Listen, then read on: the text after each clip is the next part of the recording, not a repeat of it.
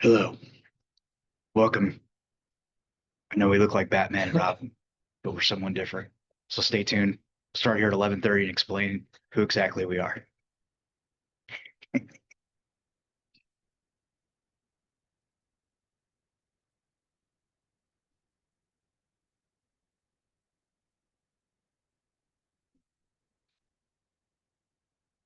Shut up, Robin. Quit laughing, Robin.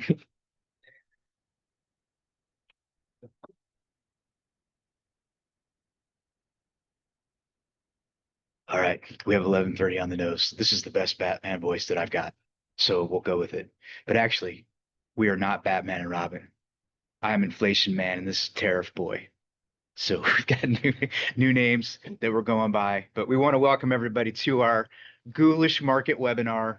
This was the best for costumes we could come up with. You can thank Lisa for the beauty. I'm going to take mine off, but Tariff Boy is going to stick with his look because we felt like it was so very, very compelling. Anyway, happy Halloween, everyone. Welcome to our market update, fourth quarter update. A ghoulish one since we're having it on Halloween. Thought to be kind of fun.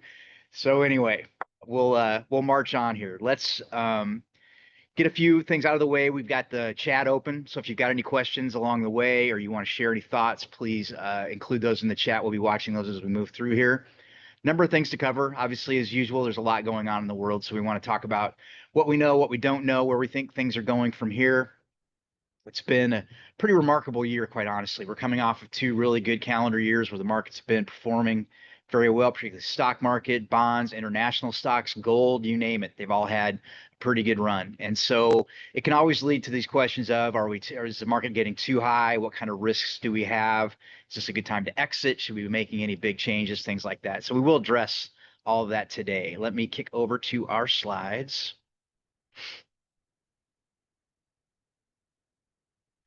All right. So yeah, markets can be scary, but no one seemed to tell 2025 that. When we started the year, if you remember, first quarter, not long after the first quarter, we had a little event called Liberation Day. And on Liberation Day, the massive amounts of tariffs were announced that were going to be moving through the American economy, and it caused the market a lot of upset. We had a pretty big correction across the board. Big technology felt it the strongest just because they had a pretty high ticker price on many of those companies. Since then, we've seen all of those companies and everyone else recover pretty nicely. And we continue to be in an environment where a few companies are dominating a lot of their returns. And we used to have always affectionately called them the Magnificent Seven. They're all names that everybody knows.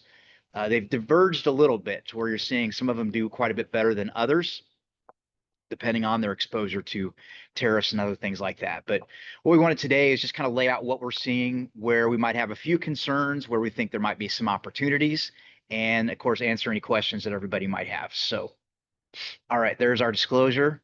These are headlines that I pulled out from Berinian Associates, which is a newsletter that we subscribe to. And you can see a lot of the haunted news that was coming out early in the month, especially last month of September. Historically, the worst month. History says to sell. September is the worst month in history. Anxious Wall Street braces for a jumbo September effect. That did not happen. We've heard the same things in October. The October effect.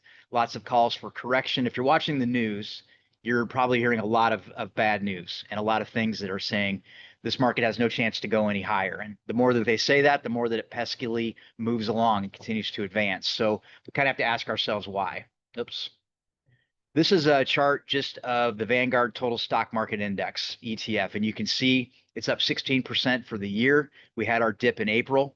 So despite everyone's concerns, everyone's belief that we had to have a correction, we had to have a recession, we had to have a lot of bad things because of the new tariff economy, the government shutdown, so many events, it would seem that the market would perform poorly in the midst of that. But as you can see, it doesn't care, because what we have as a backdrop is a lot of pretty good economic news, a lot of good individual company performance. So the big concerns coming into the year were the continuation of inflation, particularly when you have the backstop of tariffs. Tariff Boy here is going to talk to us about all of this here in just a moment. So we can't wait to hear about that. The interest rate vampire, the big beliefs that our interest rate's going to go up. Is the Fed going to lower as quickly as everybody thought? So far they have.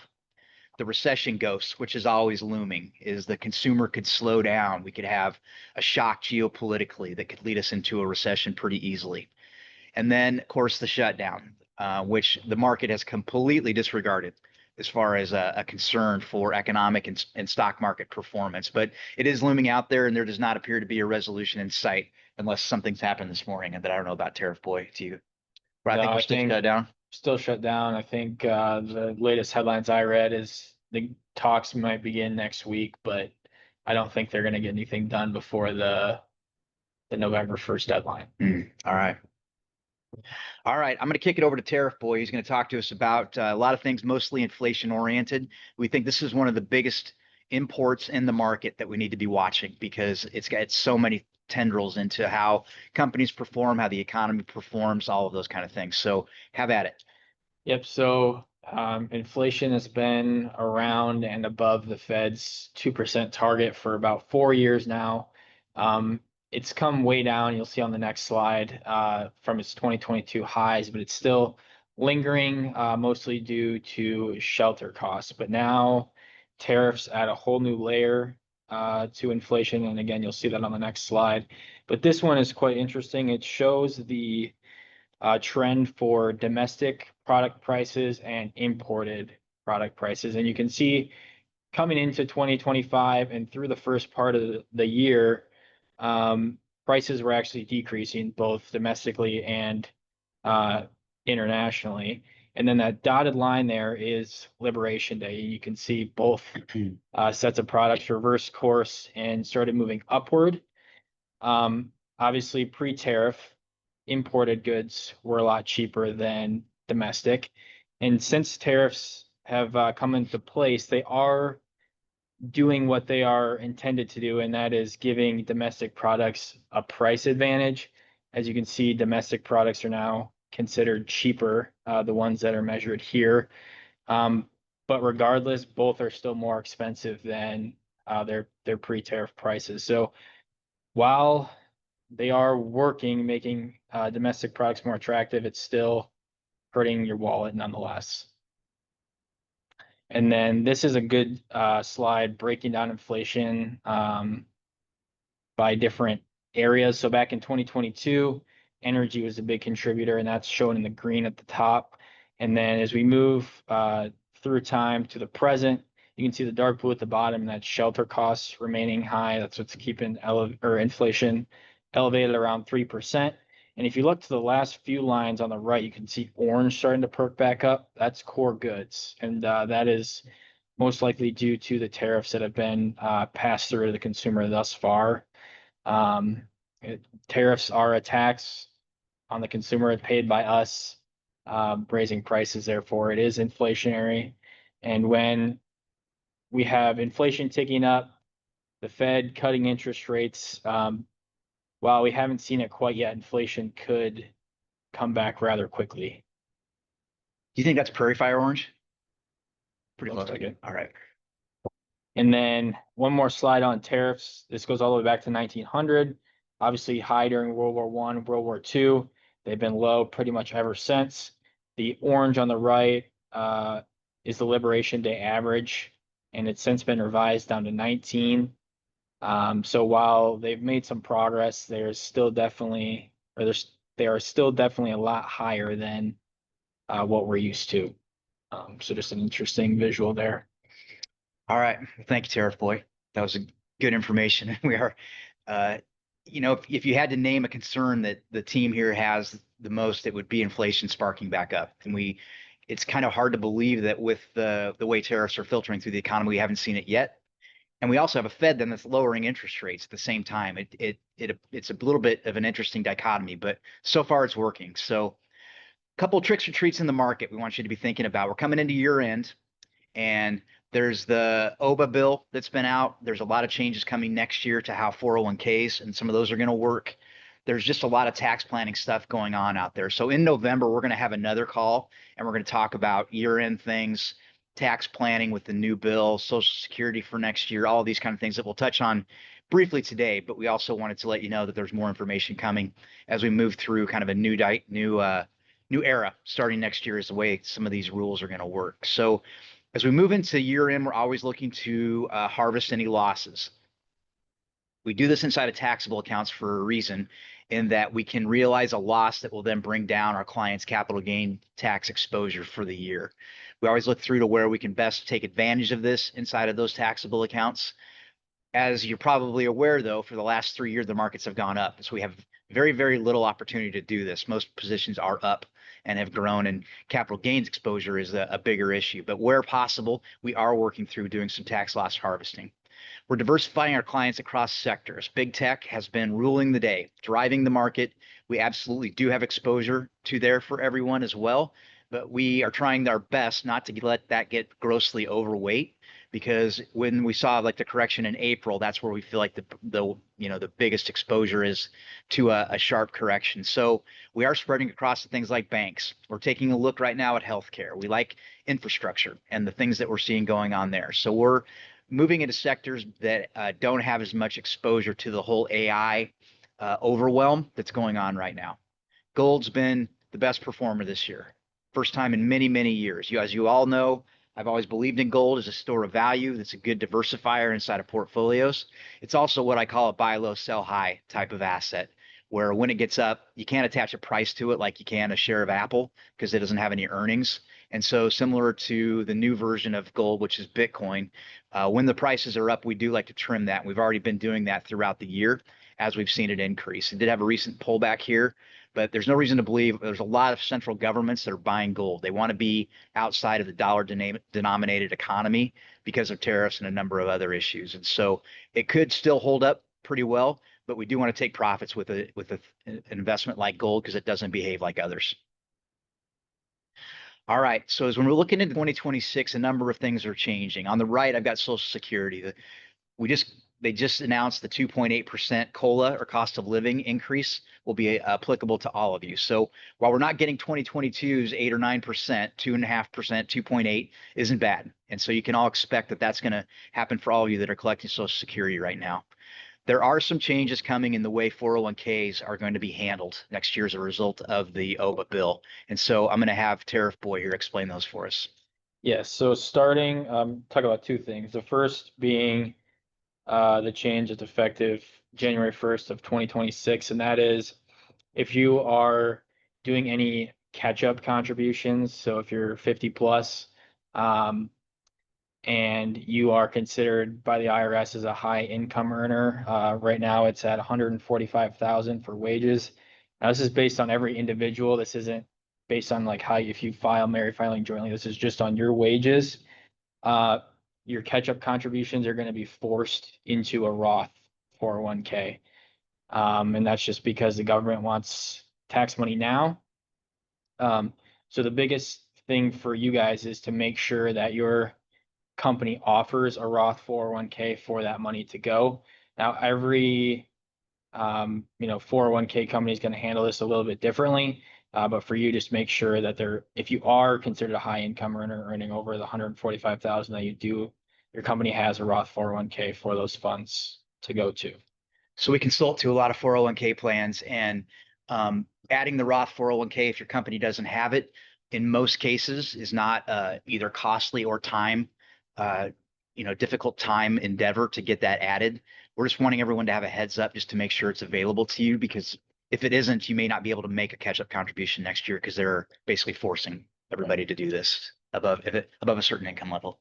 And then the other thing I want to touch on, which is active now, it started in January of 2025, is for people ages 60 to 63 get what's called a super catch-up inside their 401k. So the normal catch-up this year for 50 plus is 7,500. For people ages 60 to 63, that jumps up to 11,250. So if you're in that age group of 60 to 63 and you want to max your 401k, the total limit for you this year would be 34,750.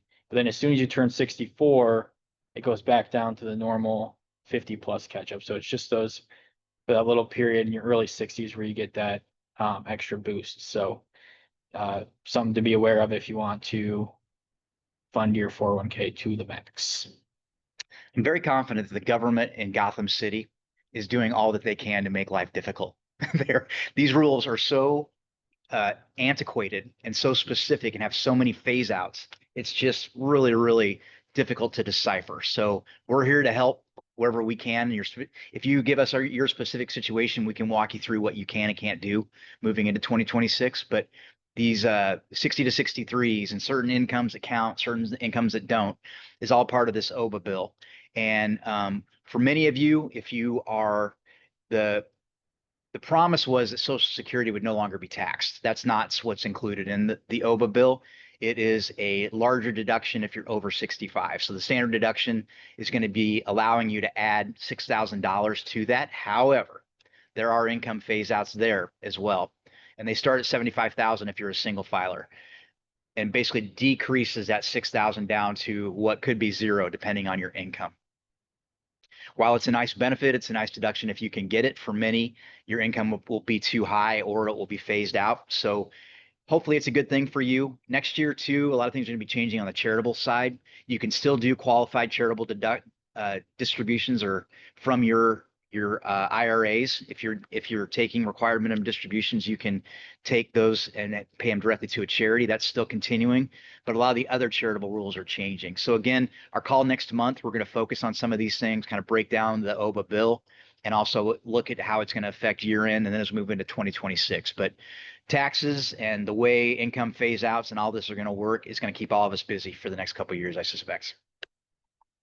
All right, so back to kind of the markets and the overall economy. The possible interest rate cuts are coming. I mean, we have one already this week. So the Fed lower rates another 25 basis points. The expectation is now that they might in December. The market didn't love that when we came out with the news that he wasn't a guarantee by any means coming up. I think they're going to read the data, and if inflation keeps ticking up ever so slightly, they may hold off. I guess we'll see. Anytime the Fed's going to talk about holding or raising rates, the market is not going to like it. They just want lower rates all the time.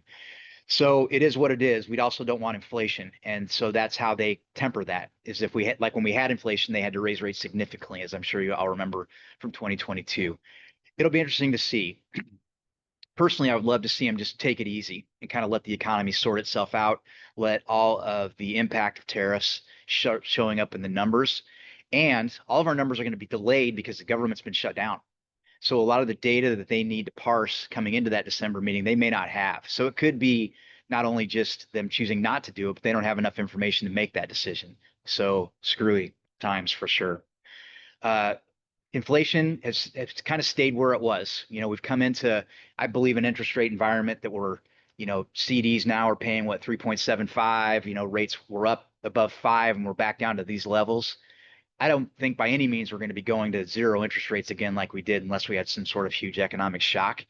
But it would be wise, in my view, that the Fed would have a little bit of gunpowder so that they could bring rates lower if they needed to, if we did go into a recession. But so far, there's been no move to do that. So some of the risks that we're looking at, geopolitics is always, the world's always moving around. There's always the threat of wars, expanded wars, wars ending, wars starting, people deciding not to trade. Everybody's getting a lot more internally focused. Countries are trying to source more of their own goods, their own manufacturing. You're seeing the trend of globalization definitely change. And so there is still, however, a lot of interdependency. I was talking about this with Will the other day, but China and America still need each other. And so there may be a lot of saber rattling at these summits and all of that, but they're dependent on our consumer and we're dependent on their manufacturing. And that's not going to change for a while. That's going to take time if people want that to be amended. So corporate earnings have been good this quarter. I think I read yesterday 87% have exceeded what they expected. We had a few disappointments. Was it Meta yesterday that got creamed? A few of the big technologies have taken big charges because they're spending billions on artificial intelligence, and that doesn't appear to be changing. So those capital investments are picking there. We have not seen the consumer slow down this year. We've also not seen huge increases in consumer debt. So what we're seeing is a consumer that can count on their job, continue to spend for the time being. When those things change, that's when you're usually heading towards some sort of recession. So we like small companies in this environment. International stocks have outperformed for the first time in 15 years. And a lot of that has to do with the dollar coming down, as we've discussed with a lot of you, but not looking to overweight international, but it's nice to see some outperformance there for once. The other thing about the international developed market economy, they do not have nearly as much exposure to technology as America and China. So the growth part of the economy, which has been technology, will not be filtering through quite as much to Europe and Japan as we've seen it here. And then the infrastructure theme, private investments outside of the public markets are areas that we're very focused on to try to find opportunities outside of the broad market. We also want to do all that we can to diversify our clients, and these are both two great ways to do that. All right, so as we move into year end and we're doing reviews with all of you, we will be talking about tax strategy, things we can look at, whether it be a Roth conversion.